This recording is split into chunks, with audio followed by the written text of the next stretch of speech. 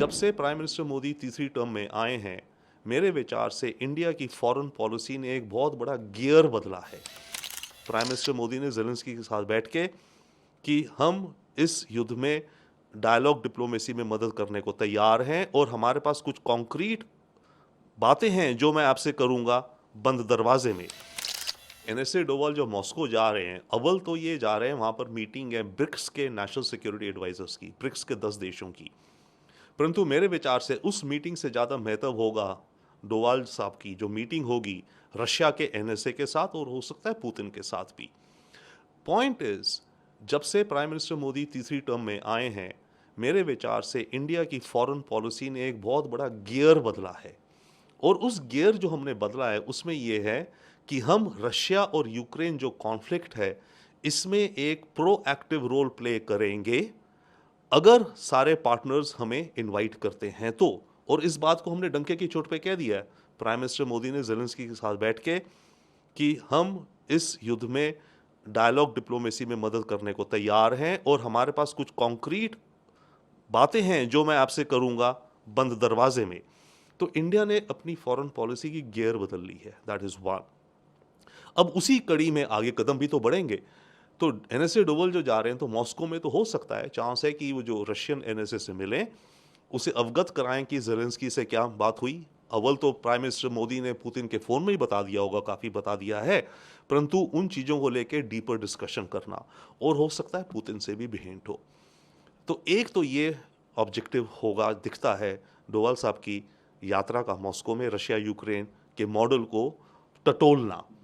दूसरा जो होगा दिखता है, क्योंकि वहाँ चाइना का एनएसए भी आया होगा, ये ब्रिक्स के देशों के एनएसए की मीटिंग है, तो चाइना के एनएसए से भी डोवाल साहब की मीटिंग हो सकती है। और उस मीटिंग का मेरे ख्याल से मुद्दा ये हो सकता है कि आने वाले अक्टूबर में जो ब्रिक्स की लीडर्स की समिट होगी रशिया में कजान में, वहाँ पे शी जिनपिंग भी आएंगे, शायद मोदी जी भी आएंगे शायद।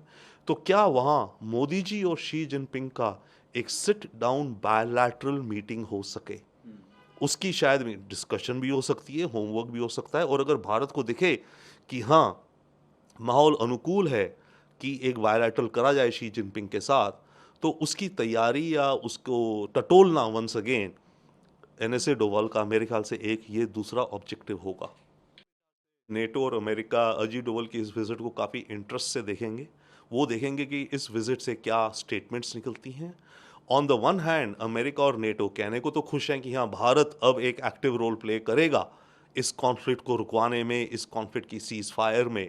परंतु बात यह है कि अमेरिका और नेटो तो चाहते हैं ये युद्ध रुके, परंतु उनकी शर्तों पे। और वो ये चाहते हैं कि भारत जाके पुतिन को बोले कि भाई तुम ये जो शर्तें हैं मान जाओ।